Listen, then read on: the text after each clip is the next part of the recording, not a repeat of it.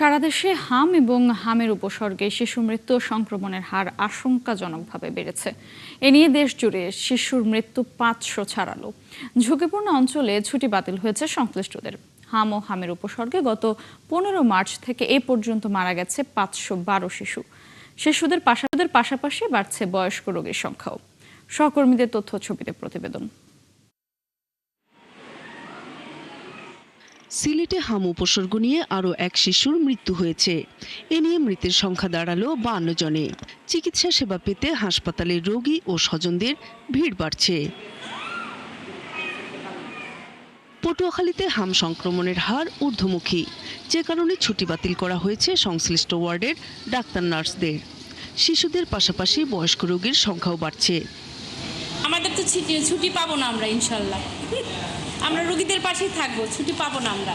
পটুয়াখালী হাসপাতালে রোগীর চাপ সামলাতে 40 থেকে 60 বেডে উন্নীত করা হলেও এখনও 3 গুণ বেশি রোগী। ভোর 4:15টার দিকে নোয়াখালী জেনারেল হাসপাতালে হাম উপসর্গ নিয়ে আরও এক শিশুর মৃত্যু হয়েছে। শয্যা ও দরকারি ঔষধপত্র না পাওয়ার অভিযোগ করেন রোগীর স্বজনরা। হাওর এলাকা সুনামগঞ্জে হাম ও হাম উপসর্গে আক্রান্ত রোগীদের সেবা দিতে হিমশিম খাচ্ছে হাসপাতাল কর্তৃপক্ষ।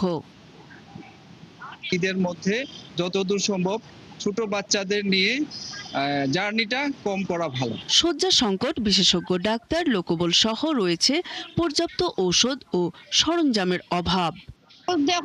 মুখে কতটা বাড়াইছে, বাচ্চা বেশি করে আর হাসিটা বেশি। আমরা লেখা দিছি সব ওষুধ, আমরা আইনা দিছি, হেরা খালি সব দিছে, খালি গ্যাসটাই হেরা দেয়। নিউমোনিয়া থেকে তারা বলছে হাম হয়ে গেছে।